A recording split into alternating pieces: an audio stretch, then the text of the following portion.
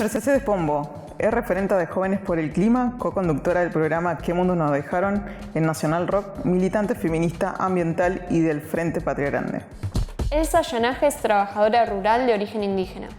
Hoy es directora de comercialización de la Secretaría de Agricultura Familiar, Campesina e Indígena, dependiente del Ministerio de Agricultura, Ganadería y Pesca de la Nación. Es militante feminista y referente de la rama rural del Movimiento de Trabajadores Excluidos y del Frente Patria Grande. Bueno, Mercedes, nos pidieron las chicas que elijamos un momento histórico que nos marcaron como militante. ¿Cuál elegiste vos? Bueno, yo elegí mi primer 24 de marzo. Silencio es el enemigo de la verdad. Porque, bueno, es el primer recuerdo que tengo de la militancia, de sentirme parte de algo más grande. Y un poco también esta cuestión de ver gente que se movilizaba no solamente para reclamar por una cuestión, sino en función de ciertos valores, de memoria, verdad y justicia, y también en función de los valores de los derechos humanos. Y un poco siento que, bueno, es el primer recuerdo que tengo en ese sentido y el más fuerte. ¿Y a qué edad empezaste a militar? Orgánicamente empecé a militar a los 18 años. Pero bueno, yendo a marchas y movilizándome por cosas desde que tengo memoria, y cada vez fui entendiendo más esta cuestión de bueno, entenderse como parte de una historia o de una parte de la historia. Y después específicamente en la militancia ambiental me marcó mucho un profesor del secundario que nos contaba cosas, bueno, relacionadas a los pueblos fumigados, a ciertas cuestiones concretas que hacían a derechos humanos fundamentales y que de alguna manera siempre fueron invisibilizadas o no había ningún espacio en las que poder militar orgánicamente porque eso sea distinto. Y un poco tiene que ver con que lo ambiental nunca se entendió de la mano de esos derechos o de esas injusticias concretas que se vivían en los territorios. Y fue un poco, bueno, ese primer baldazo de agua fría. Y me acuerdo que nos dijo si algún día alguno iba a tener la oportunidad de transformar alguna de esas cosas y que nos acordemos, bueno, de esos problemas y esos testimonios. ¿Y vos, Elsa, qué momento te marcó como militante? Mira, yo elegí la Asunción de Evo. ¿Jura usted por la creencia o convicción? Que es un poco lo que enmarca y representa también a nosotros, pueblos migrantes que llegaron de alguna forma a la Argentina, pero también están dispersos en el mundo. No sé si tanto el mundo, pero sí en muchos países limítrofes, digamos. Una persona como él, que viene del campo, que es indígena, fue algo que también nos marcó a nosotros, ¿no? Siempre veíamos que en la política eran solamente los privilegiados, aquella casta política que fue bien representada por el neoliberalismo, se podría decir, y era la bronca constante de ver todos estos pueblos, nuestros pueblos sobre todo, comandados por gente que no conocemos, que no sabemos cuáles son sus orígenes, o que sí sabemos, pero digo, no representan nuestra lucha, y verlo ahí era como que era un sueño si podía enmarcarse justamente a esto, ¿no? A posicionarse como presidente. Mi papá fanático a full de él y nos decía en esos momentos cuando ya estaban empezando a surgir las elecciones y demás, decir, ojalá que esté, mira que una persona así sería, no sé, marcar un antes y un después en esa política tan negada al sector, a los pueblos originarios y demás. Y nada, cuando yo recuerdo esa vez que mi papá estaba viendo una tele tipo blanco y negro, pero porque era viejita, era verlo cómo asumía y la cantidad de gente que también llorando, viendo la representatividad en carne propia, fue nada. Si mi papá, estando lejos de su país de origen, llorando como estaba llorando, no me imagino el resto de que lo pudo ver, ¿no? Y que lo vivió también ahí en ese momento. Eso también nos marcó a nosotros de empezar a preguntarnos internamente, ¿no? ¿Cuáles son nuestros orígenes? Defender lo que somos. ¿no? De alguna forma, porque bueno, nos ha tocado vivir por situaciones de xenofobia, discriminación y demás, y de alguna forma ha limitado que nosotros podamos expresar lo que somos en sí, ¿no? Como pueblos originarios y demás. Lo llevaba tan orgullosamente, mejor dicho, a la huipala, que es algo que nos representa a nosotros, y era como decir, no, por Dios, qué mística. Y nada, a ver, nosotros, la misma emoción compartida con mi papá y con mi mamá, y eso nos movilizó de alguna forma, no solamente a nosotros, sino que a toda la comunidad, a la colectividad, y de empezar a proyectar algo que también es defender nuestro territorio, el lugar que elegimos para vivir, y posicionarnos, ¿no? De decir que no está todo dicho en la política, en la vida misma, sino que hay que resistir como resistieron nuestros abuelos y nuestras abuelas, nuestros ancestros y nuestras ancestras, y llevar con orgullo justamente lo que somos: el color, la sangre, los orígenes, las raíces, y que yo creo que eso nos movilizó un montón. A mí me movilizó un montón, por eso me marqué en esta lucha, ¿viste? De ser militante, de no buscar nada a cambio y buscar ese bien común colectivo, pero no solamente para la organización que represento, sino que también para nuestros pares, ¿no? Para el mundo. Creo que algo que nos moviliza también, y algo que dijo puntualmente él, fue esto: se está desgastando la madre tierra, y es nuestro momento de empezar a pensar sobre ella, porque qué futuro le estamos dejando al resto. Nosotros estamos de paso, y eso hay que saberlo internamente, qué es lo que queremos dejarle al resto. Hoy me toca estar dentro también de la Secretaría de una institución, mejor dicho, que es en la Secretaría de Agricultura Familiar Campesina Indígena, y por primera vez hay una campesina representándola. Pero justamente es eso.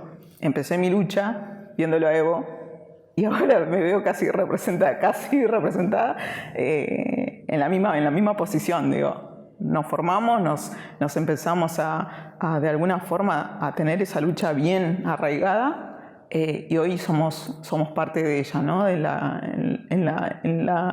emoción de transformar justamente lo que fue nuestro dolor en su momento. Así que para mí marcó eso, y que lo llevo bastante presente, porque también me recuerda mucho a mi viejo, que fue el que primero me impulsó. Hoy no lo tengo, pero sigo el camino que de alguna forma me eligió.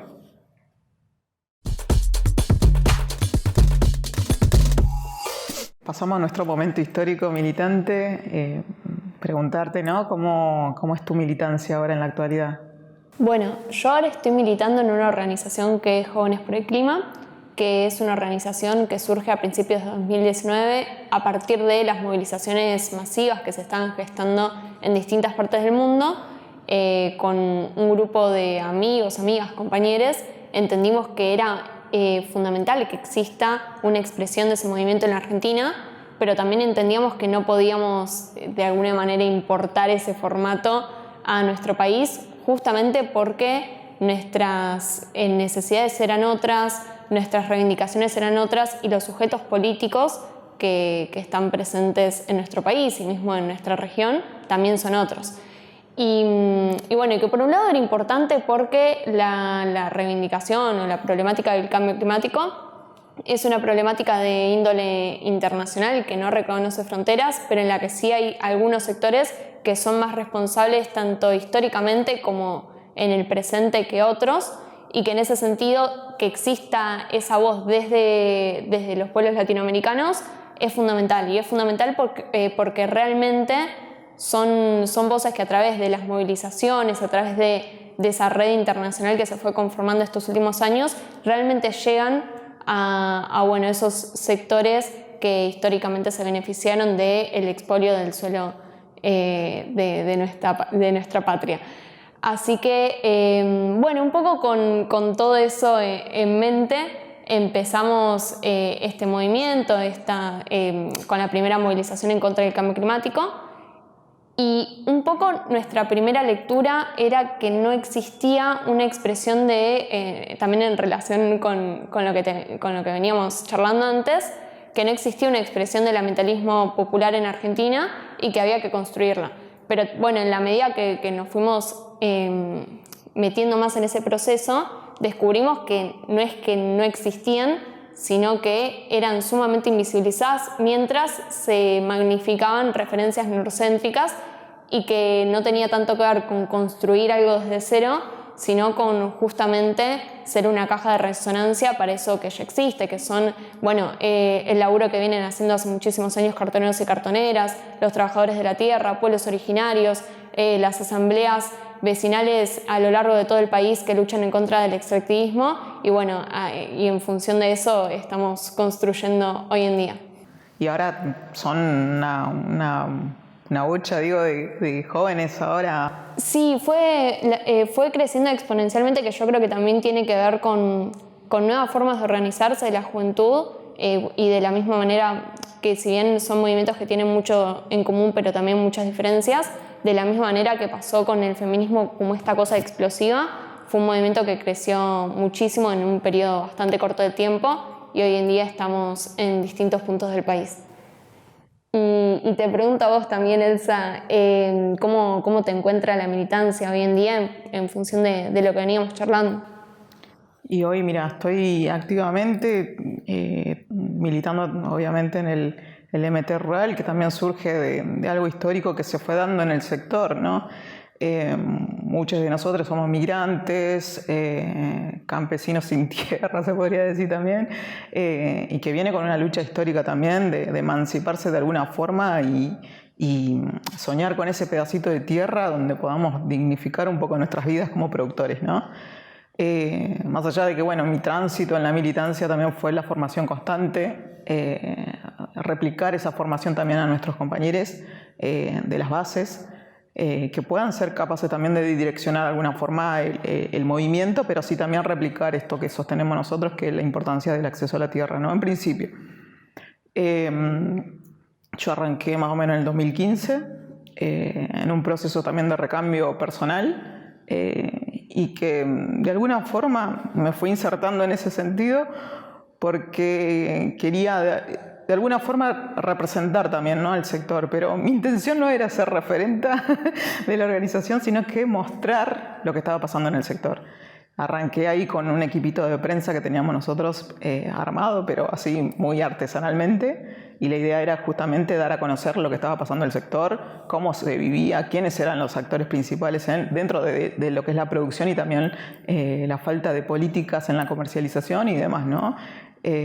Nos fuimos juntando de a poquito personas, un grupito chiquito, lo real que en el sector rural es muy lejana una casa de la otra y se hacía quizás difícil mantener una reunión constante, ¿no?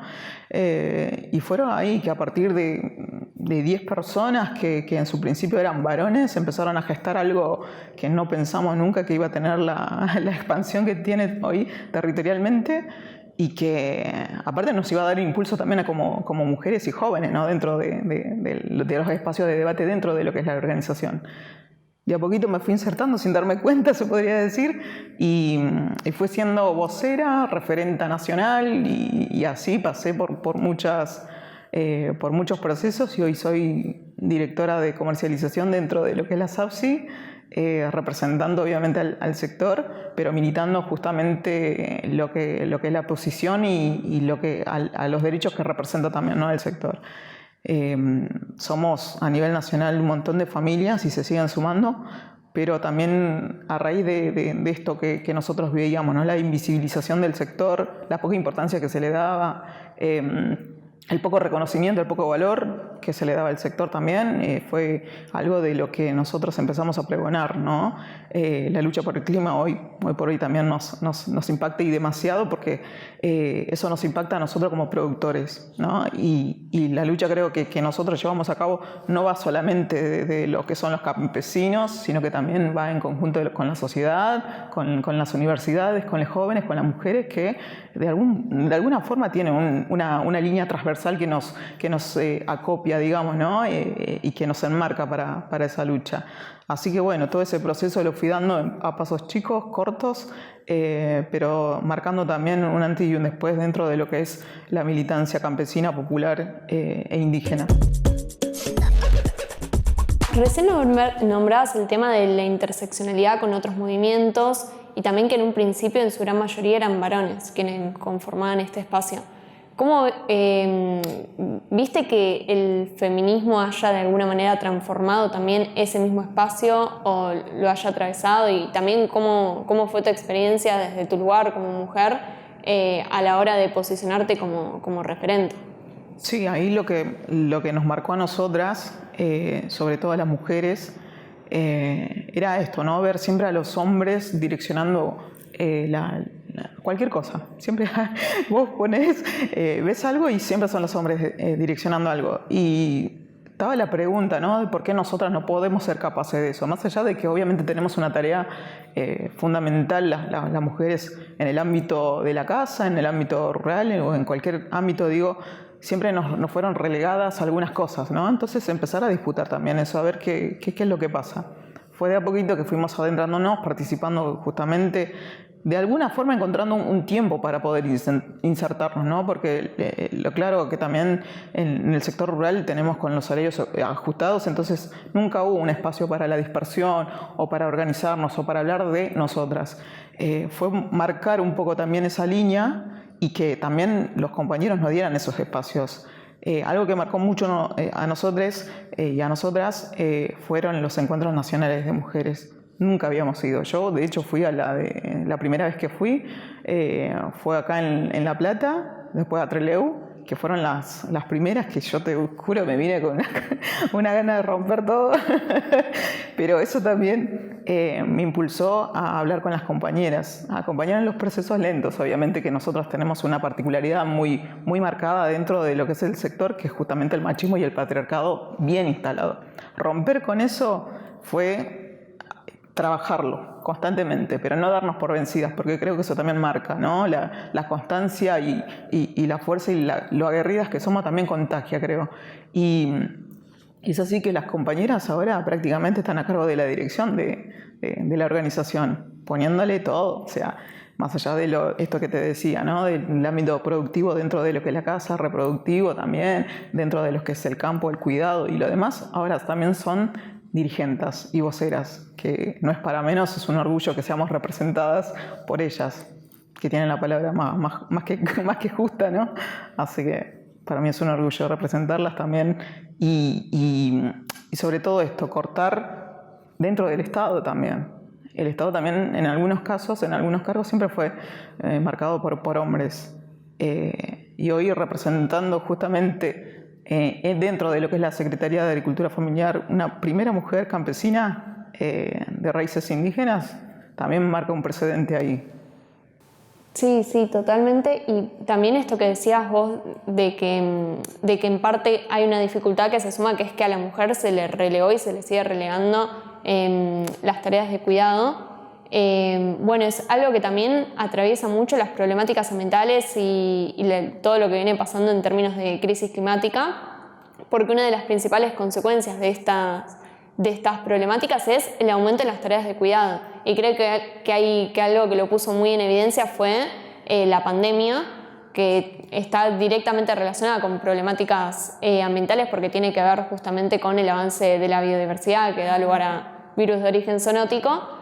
Y quienes se pusieron al hombro esa sobrecarga en las tareas de cuidado, levantando ollas populares en los barrios o adentro de los hogares con el teletrabajo mientras cuidaban a los pies, fueron las mujeres. Y esto es algo que se va a ir profundizando y que ya se está profundizando a raíz del aumento de estas problemáticas. Y vos, Merce, ¿cómo te atraviesa esto del feminismo ahora marcada en tu militancia? Bueno, yo creo que la interseccionalidad entre el movimiento feminista y el movimiento ambiental no es algo solamente que queremos, sino que es necesario porque tiene que ver con la realidad material. Primero, de que las problemáticas ambientales profundizan todas las desigualdades preexistentes y en ese sentido también profundizan la desigualdad entre varones y feminidades y disidencias. Y bueno, esto, como decía antes, se ve marcado por un lado en el aumento de las tareas de cuidado, pero también, por ejemplo, con la feminización de la pobreza. En la medida que las problemáticas ambientales están muy conectadas con problemáticas económicas y con crisis económicas como la que estamos viendo en este momento, esta profundización en las desigualdades económicas también profundiza las desigualdades entre varones y mujeres. Y también tiene que ver con una cuestión simbólica. La misma lógica de subordinación de la mujer al hombre también se replica en esta lógica de subordinación del hombre con respecto a la naturaleza, y por un lado parece que las mujeres quedan en ese lugar de trabajo no pago, de lo improductivo, de lo natural, y por otro lado está el hombre productivo con trabajo remunerado, y creo que esa dicotomía que se construye tiene mucho que ver con las problemáticas que estamos atravesando. Y bueno, y también hay muchas experiencias de lucha que marcan esta interseccionalidad, como las madres de Ituzaingó, las mujeres de Famatina, que son las primeras que se plantaron en contra del extractivismo, también por esta cuestión de ver un problema que atravesaba justamente estas cuestiones relacionadas a temas de salud, de cuidado de sus vecinos, y asumir esas tareas desde ese lugar de cuidadoras, que creo que un poco ahí también el objetivo tiene que ser no que las mujeres dejen de asumir ese rol, sino también renaturalizar de alguna manera al hombre y que esas tareas sean asumidas por la sociedad en su conjunto. Hablamos un poco de nuestro pasado, de los momentos históricos que nos marcaron como militantes, hablamos de nuestro presente como militantes, y un poco lo que nos pidieron las compañeras es que pensemos nuestro futuro y también nuestro rol dentro del frente, y que lo escribamos sintetizándolo en una palabra o frase. Elsa, vos, ¿qué escribiste? Yo puse surcar caminos. ¿Por qué lo escribí y lo sinteticé tanto? Porque justamente es eso lo que estamos haciendo, ¿no? A la hora de posicionarnos como referentes del sector, de los diferentes sectores, no solamente del campesinado, sino que también, ¿no?, los procesos que estamos dando, los movimientos sociales, populares, de marcar la lucha propia, digamos, ¿no?, del pueblo, representando al pueblo. Lo que marcamos nosotros, más allá del lugar que nos toque estar hoy presente, me parece que vamos abriendo eso. Yo lo digo Azúcar Camino porque me representa a mí como productora. Y vamos marcando justamente un camino que eso va a llevar a sembrar la primera semilla, esa semilla va a crecer y van a dar sus frutos, que esa a su vez va a tener mucha más semilla. Entonces nos vamos replicando. La fuerza que tiene justamente el Frente de Patria Grande me parece que es eso, justamente juntar un montón, fortalecerlas, y los frutos se van enmarcando justamente en las nuevas generaciones, en los nuevos emergentes que se vienen sumando también a eso, ¿por qué no? Y para mí es darle justamente fuerza a ese tallo principal que fueron los que marcaron la posibilidad de poder estar dentro de este gran movimiento. Me parece que nos da la posibilidad también de repensar un poco en la vida que queremos, que es algo que me parece que no está de más mencionarlo, porque es eso, soñar en algo colectivo, en donde pensemos que nuestro pueblo esté bien. Hoy nos toca justamente estos procesos tan difíciles, y que creo que la esperanza justo para poder impulsar esto somos vos y yo, pero también así todos, de los cuales somos parte también. Así que para mí la palabra más sintetizada es esta. ¿Y la tuya cuál fue? Yo no sé si cumplí con la consigna porque me quedó un poco larga, pero la mía es: nuestras utopías son un imperativo de supervivencia, porque creo que hay muchas cosas que por mucho tiempo se pensaron como utópicas. Bueno, entre ellas pensar un mundo socialmente más justo en el que realmente podamos tener todas las mismas posibilidades de desarrollarnos en la vida y de ocupar lugares de representación. Y creo que un poco el contexto que estamos atravesando, la crisis climática, nos pone en un punto de inflexión en el que eso que por mucho tiempo pensamos como una expresión de deseo o algo que queríamos construir, se vuelve una necesidad histórica. Primero porque una sociedad socialmente más justa es una sociedad más resiliente. Las consignas de tierra, techo y trabajo son consignas que en sí mismas son un paso fundamental en la adaptación a este contexto que ya la ciencia por más de 40 años nos viene advirtiendo que es una realidad, y en ese sentido hay evidencia empírica que de alguna manera sostiene nuestros mayores ideales. Y por otro lado es innegable que hay un sector, una minoría que es más responsable de lo que viene pasando, y en ese sentido combatir la desigualdad es también una medida en pos de hacerle frente a este desafío histórico que se nos presenta y que no elegimos. Pero siempre a mí me sorprendió mucho cuando lo vi por primera vez ese dato de que el 1% más rico de la población mundial emite más del doble que el 50% más pobre.